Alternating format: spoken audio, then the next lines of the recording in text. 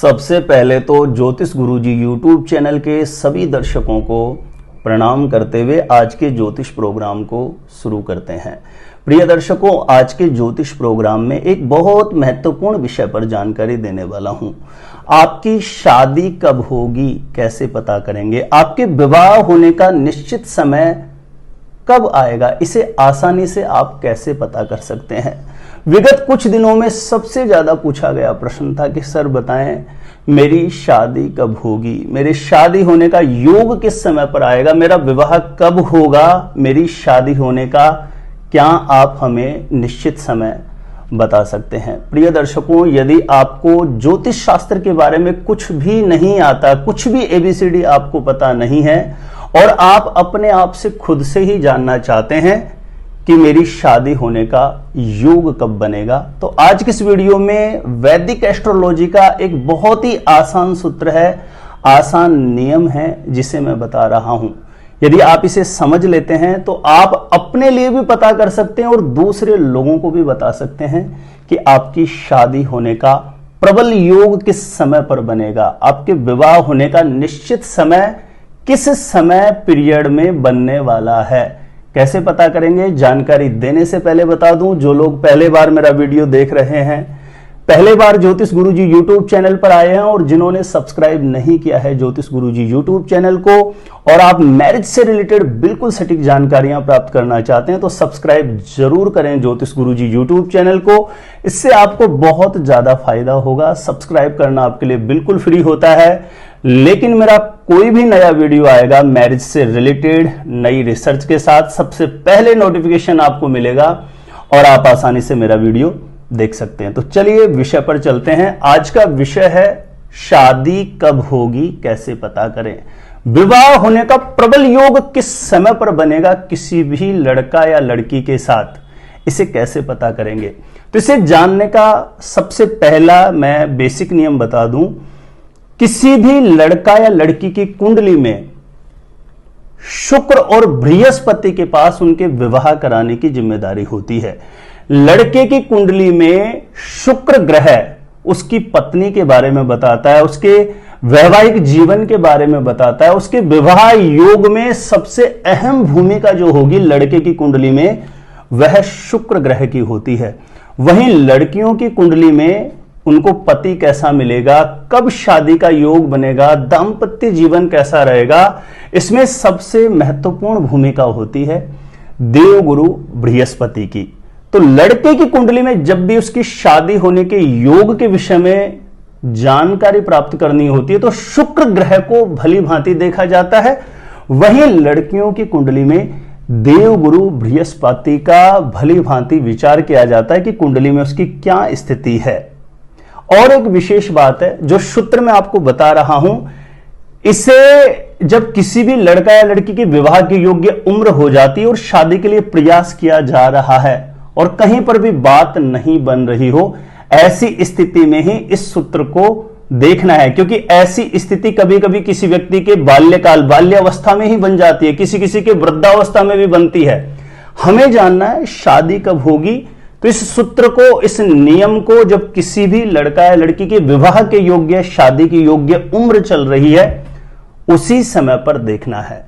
जैसे कि आपके पास यदि आपकी कुंडली बनी हुई है तो कुंडली के बारे में चाहे आपको कुछ भी नहीं आता हो, आप अपनी जन्म कुंडली निकाल करके रख लीजिए अपने सामने और उदाहरण के तौर पर हम ये कुंडली ले लेते हैं। आप साइड में ये देख रहे हैं कुंडली, आपकी भी कुंडली का नक्शा ऐसा ही बना हुआ होगा। फर्क ये होगा कि इस कुंडली के जिस खाने में जो अंक लिखे हुए हैं आपकी कुंडली में जरूरी नहीं है यहीं लिखे हों। आपकी कुंडली में किसी भी खाने में कोई भी अंक लिखा हुआ हो सकता है और आपकी कुंडली के किसी भी खाने में कोई भी ग्रह बैठा हुआ हो सकता है। ठीक है, ये बात क्लियर रहनी चाहिए आपको। हम एक कुंडली का नक्शा ले रहे हैं उदाहरण के तौर पर ये, ठीक है। जानना है शादी कब होगी, तो देखो सबसे पहला सूत्र है, यदि लड़कों के लिए जानना है कि शादी कब होगी तो कुंडली में शुक्र को देखना है और लड़की के लिए जानना है तो गुरु को देखना है। ठीक है, शुक्र और गुरु इस कुंडली के जिस खाने में 6 लिखा है, 8 लिखा है और 12 लिखा है, देख लें आप, इस कुंडली के जिस खाने में 6 लिखा है, 8 लिखा है, 12 लिखा है, आपकी कुंडली के इस खाने में नहीं बैठा हुआ होना चाहिए। ठीक है, 6, 8, 12वें खाने में नहीं बैठा हुआ होना चाहिए। आपकी कुंडली के इन खानों में अंक जरूरी नहीं है 6, 8, 12 लिखे होंगे, हमें सिर्फ खाना समझना है, ठीक है ना। ये चीज आप दिमाग में अच्छे से बिठा लें। आपकी कुंडली के साइड में ये कुंडली देख रहे हैं, इस खाने में जहां 6 लिखा है, जरूरी नहीं आपकी कुंडली में 6 लिखा हो, आपको सिर्फ खाना देखना है इस खाने में। और जहां इस कुंडली में 8 लिखा है इस खाने में और 12 लिखा है इस खाने में, अंक आपके कुछ भी हो लेकिन शुक्र और गुरु नहीं हो। आपकी कुंडली में शुक्र और गुरु सूर्य के साथ नहीं हो। आपकी कुंडली में किसी भी खाने में शुक्र और गुरु राहु या शनि के साथ नहीं हो, ठीक है।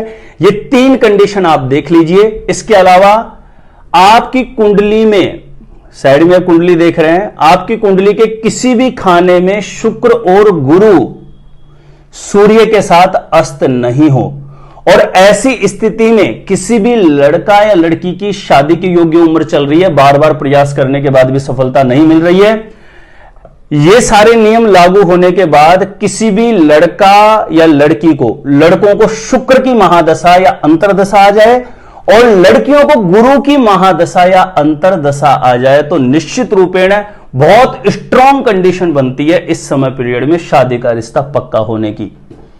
लड़कों को शुक्र यानी बलनिहीन ना हो, अभी मैंने जैसे बताया वैसे आपकी कुंडली के 6, 8, 12वें खाने में ना हो, ठीक है ना।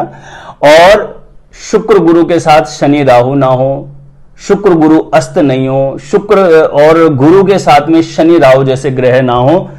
यदि दूषित अवस्था में शुक्र और गुरु नहीं है, एक और कंडीशन है, शुक्र और गुरु नीच में भी राशि में नहीं होना चाहिए, यानी इस कुंडली के, आपकी कुंडली के किसी भी खाने में जहां पर 6 लिखा हुआ हो वहां पर शुक्र नहीं होना चाहिए और आपकी कुंडली के किसी भी खाने में जहां पर 10 लिखा हुआ हो वहां पर गुरु नहीं होना चाहिए। यह चीज भी आप अच्छे से देख लें।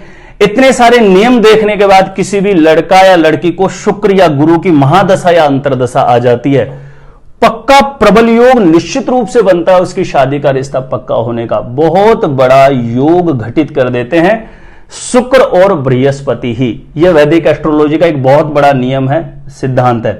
और भी बहुत सारे नियम होते हैं, ऐसा नहीं है कि एक ही नियम से देखा जाता है कि शादी कब होगी, हजारों तरीके के नियम है, लेकिन उनको समझाने में भाषा इतनी क्लिष्ट हो जाएगी कि साधारण लोगों के लिए समझना थोड़ा सा मुश्किल हो जाता है। ये जो मैंने नियम बताया बहुत आसान तरीका बताया। शुक्र गुरु की महादशा अंतरदशा आजकल कुंडलियों के पीछे कंप्यूटर वाइज लिखी रहती है, डेट वाइज बहुत स्पष्ट क्लियर शब्दों में, वहां जाके देख सकते हैं। शुक्र और गुरु की कंडीशन पर बहुत ज्यादा निर्भर होता है किसी भी लड़का या लड़की की शादी का योग कब बनेगा, उनके विवाह होने का प्रबल योग किस समय पर बनेगा। तो मैंने बहुत आसान सरल शब्दों में आपको बताने का प्रयास किया है और मुझे पूरी उम्मीद है कि वैदिक एस्ट्रोलॉजी का यह सूत्र आपको अच्छे से समझ में आ गया होगा।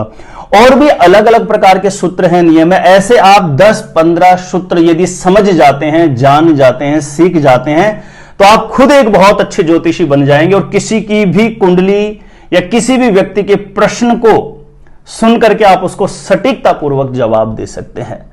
तो उम्मीद करता हूं प्रिय दर्शकों, इस वीडियो से आपको अवश्य एक उपयोगी जानकारी प्राप्त हुई है।